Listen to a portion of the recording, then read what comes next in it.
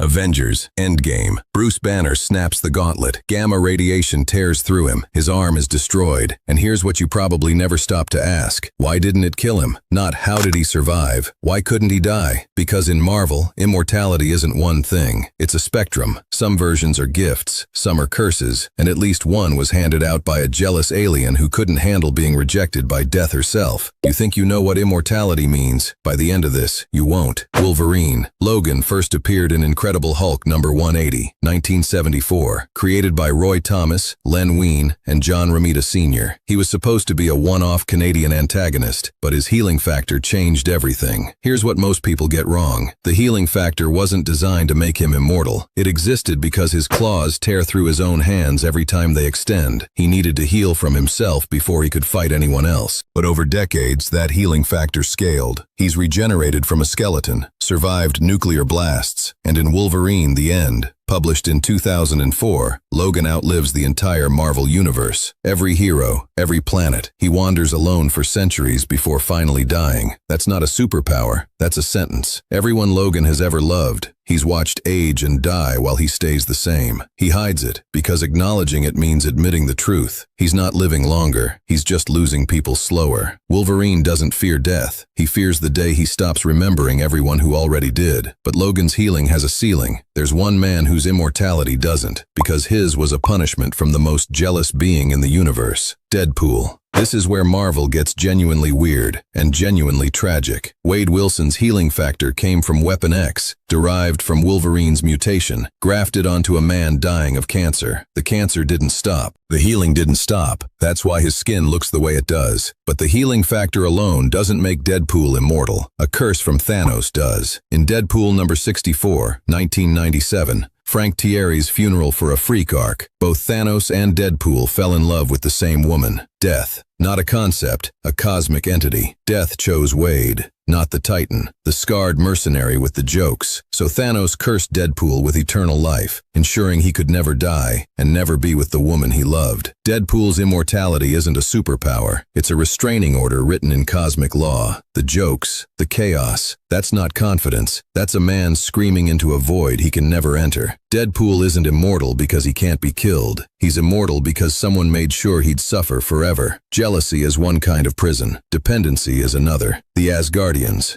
Asgardians are born with lifespans of roughly 5,000 years. Extraordinary, but not true immortality. What pushes them into eternity are the golden apples of Idun, magical fruits that grow only in Asgard, tended by the goddess Idun, the only being who can pick them. Without those apples, Thor would eventually grow old, frail, and die. His godhood has a shelf life, and the apples are the only thing keeping it from expiring. In multiple storylines, when the apples were stolen or Idun captured, the Asgardians aged rapidly. In one story, Idun denied the apples to Hodor after he assaulted her. He withered into a blind old man while every other god stayed young. This is what haunts Thor. His immortality isn't inherent, it's maintained. Every golden apple is a reminder that his eternity has a supply chain. If Asgard truly falls, not the city, the idea, the clock starts ticking on every god who ever called themselves eternal. Thor's immortality isn't a birthright, it's a subscription, and the bill comes due the moment the garden burns. What about a man whose immortality depends on nothing at all? Just a body that refuses to stay dead, no matter how badly he wants it to.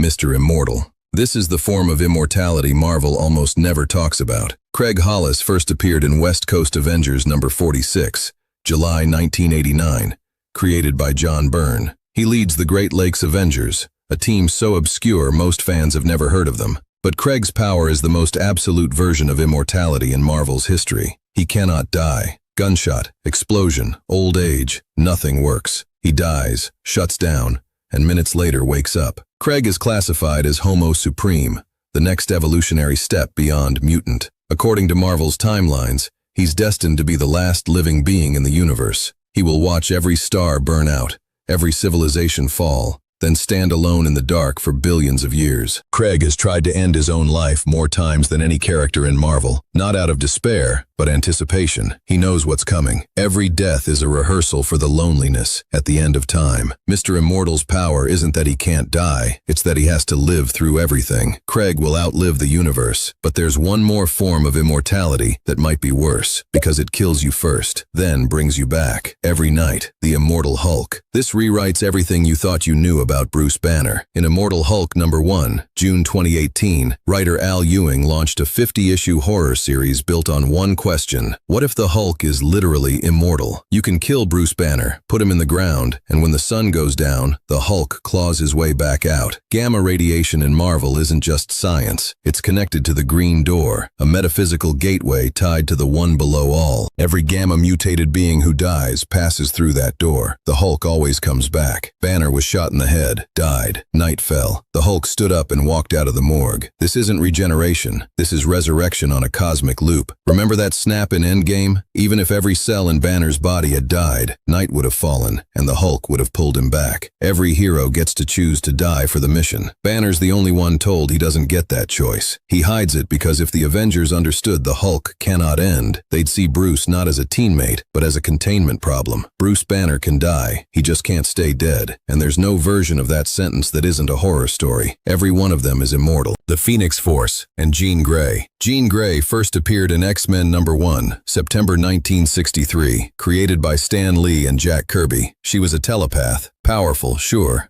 but human. Then the Phoenix Force chose her, and Jean Grey stopped being a person and became a cycle. Here's how it works. The Phoenix Force is one of the oldest cosmic entities in Marvel, a manifestation of all life, death, and rebirth across the multiverse. When it bonded with Jean, it didn't just give her power, it made her part of its process. She dies, she burns, and then, like the mythological bird itself, she rises from the ashes. Jean Grey has died and returned more times than any character in Marvel's history. She was consumed by the Dark Phoenix. She sacrificed herself on the moon. She was killed by Magneto in the pages of New X-Men, and every time, the Phoenix pulled her back. Sometimes years later, sometimes decades. In 2017's Phoenix Resurrection, Jean literally told the Phoenix Force to stop resurrecting her. It didn't listen, and that's the prison. Jean doesn't control when she comes back, or what she comes back as. She's died so many times that the people around her have stopped mourning. Think about that. Your best friends, your teammates, your family, they've buried you so often that your death doesn't move them anymore. Jean's immortality hasn't made her eternal, it's made her grief disposable. Jean Grey doesn't cheat death. Death cheats her, of the peace that's supposed to come after. But Jean's cycle is cosmic. The next form of immortality is something much older and much more deliberate, built not by the universe, but by a man who decided he would never let time take him. Apocalypse. En-Saba-Nur was born roughly 5,000 years ago in ancient Egypt. Abandoned at birth because of his gray skin and monstrous appearance, he was found by a band of nomadic raiders who named him the First One and taught him one rule: the strong survive, everything else dies. He first appeared in X Factor #6, 1986, created by Louise Simonson and Jackson Geiss. But in the comics, his history stretches back millennia. Apocalypse is one of the earliest mutants in Marvel history, a member of the immortal group known as the Externals, and over 5,000 years old. But here's what separates Apocalypse from every other immortal on this list. His immortality isn't natural. He built it. After discovering celestial technology buried beneath Egypt, alien machines left behind by some of the most powerful beings in the Marvel Universe, Apocalypse reverse-engineered their science. He can transfer his consciousness between host bodies. He can alter his molecular structure at will. He has made himself functionally eternal through technology and force of will. And the emotional cost?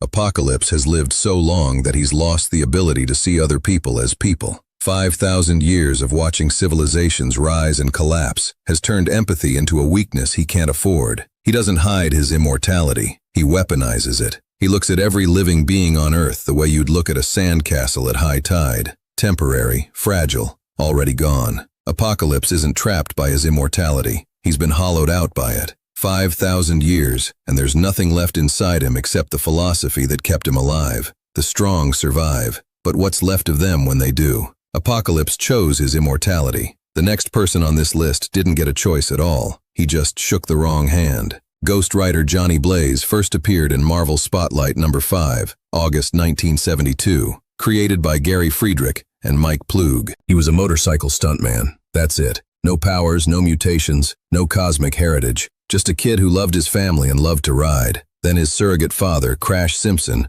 was diagnosed with a terminal illness. And Johnny, desperate, did the one thing you should never do in the Marvel Universe. He made a deal with Mephisto. The deal was simple. Mephisto cures Crash. Johnny gives his soul. But Mephisto played it the way demons always do. Crash was cured of the disease, then died in a motorcycle accident anyway. And as a final act of spite, Mephisto bonded Johnny to Zarathos, a demon of vengeance. Now, every night, or whenever evil is near, Johnny's flesh burns away, his skull ignites, and the Ghost Rider takes control. Here's the part that makes this form of immortality different from all the others. Johnny Blaze is still in there. He's conscious. He can feel everything the Ghost Rider does, the hellfire, the penance stare, the chains burning through the souls of the guilty. But he can't stop it. He's a passenger in his own body, watching a demon use his hands to deliver judgment he never asked for. Johnny can't die because the spirit of vengeance won't let him. His body is a vessel, maintained and preserved not for his sake, but for the mission's. He didn't earn this immortality. He didn't stumble into it. He traded for it, and the price was every night for the rest of eternity. Ghost Rider's immortality isn't a gift or a curse. It's a contract, and the fine print says he never gets to stop burning.